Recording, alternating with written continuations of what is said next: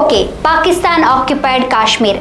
ಮಾಜಿ ಪ್ರಧಾನಿ ನೆಹರು ಅವರ ಮೂರ್ಖತನದಿಂದ ನಾವು ಕಳ್ಕೊಂಡ ಕಾಶ್ಮೀರದ ಭೂಭಾಗವೇ ಪಾಕ್ ಆಕ್ಯುಪೈಡ್ ಕಾಶ್ಮೀರ್.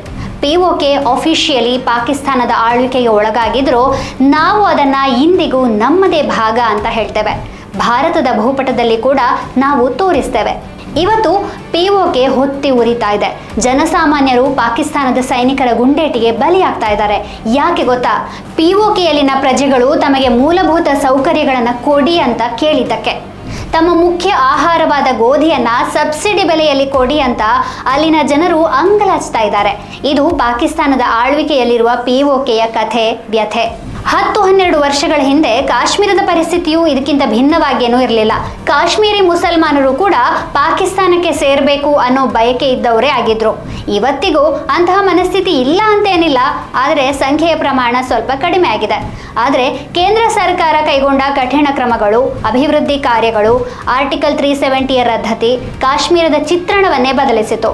ಪಿಒಕೆಯ ಪ್ರಜೆಗಳು ಗೋಧಿ ಹಿಟ್ಟಿಗಾಗಿ, ಆಸ್ಪತ್ರೆ ಸೌಲಭ್ಯಕ್ಕಾಗಿ, ವಿದ್ಯುತ್ಗಾಗಿ ಬೀದಿಗಿಳಿದು ಹೋರಾಡ್ತಾ ಇದ್ರೆ, ಕಾಶ್ಮೀರದ ಪ್ರಜೆಗಳು ಕೇಂದ್ರ ಸರ್ಕಾರದ ಯೋಜನೆಗಳಾದ ಉಚಿತ ಪಡಿತರ ಮತ್ತು ಆಯುಷ್ಮಾನ್ ಯೋಜನೆಯನ್ನ ಪಡ್ಕೊಂಡು ನೆಮ್ಮದಿಯ ಜೀವನ ನಡೆಸ್ತಾ ಇದ್ದಾರೆ. ವಿದ್ಯುತ್ ಕೂಡ ನಿರಂತರವಾಗಿ ಪೂರೈಕೆ ಆಗ್ತಾ ಇದೆ. ಪಿಒಕೆಯ ಯುವಕರು ಸರಿಯಾದ ಶಿಕ್ಷಣ, ಉದ್ಯೋಗಕ್ಕಾಗಿ ಪ್ರತಿಭಟನೆ ನಡೆಸ್ತಾ ಇದ್ರೆ, ಜಮ್ಮು ಕಾಶ್ಮೀರ ಮತ್ತು ಲಡಾಖ್ನ ಯುವಕರು ಇವತ್ತು UPSCಯಲ್ಲಿ ರ್ಯಾಂಕ್ ಗಳಿಸ್ತಾ ಇದ್ದಾರೆ. IT ಉದ್ಯಮವನ್ನ ಸ್ಥಾಪಿಸ್ತಾ ಇದ್ದಾರೆ. ಅಲ್ಲಿನ ಅಭಿವೃದ್ಧಿ ಯೋಜನೆಗಳು ನೂರಾರು ಉದ್ಯೋಗಾವಕಾಶಗಳನ್ನು ಸೃಷ್ಟಿಸಿವೆ. ಪಿಒಕೆಯ ಪ್ರಜೆಗಳು ಉತ್ತಮ ರಸ್ತೆಗೆ, ಆಸ್ಪತ್ರೆಗಳಿಗೆ, ಮೂಲ ಸೌಕರ್ಯಗಳಿಗೆ ಹೋರಾಟ ಮಾಡ್ತಾ ಇದ್ರೆ, ಭಾರತದ ಕಾಶ್ಮೀರ ಪ್ರದೇಶವು ಅತ್ಯಾಧುನಿಕ ರಸ್ತೆ ಸಂಪರ್ಕ, 5G ಇಂಟರ್ನೆಟ್ ವ್ಯವಸ್ಥೆ, ಸುಸಜ್ಜಿತ ಆಸ್ಪತ್ರೆಗಳನ್ನು ಕೂಡ ಹೊಂದಿದೆ.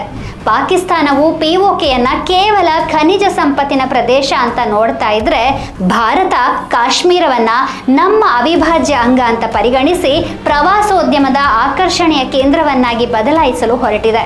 ಅಂದಹಾಗೆ ಪಿಒಕೆಯ ಬಹುತೇಕ ಜನರು ಭಾರತದ ಜೊತೆಗೆ ಸೇರಬೇಕು ಅನ್ನೋ ಆಸೆಯನ್ನ ವ್ಯಕ್ತಪಡಿಸ್ತಾ ಇದ್ದಾರೆ.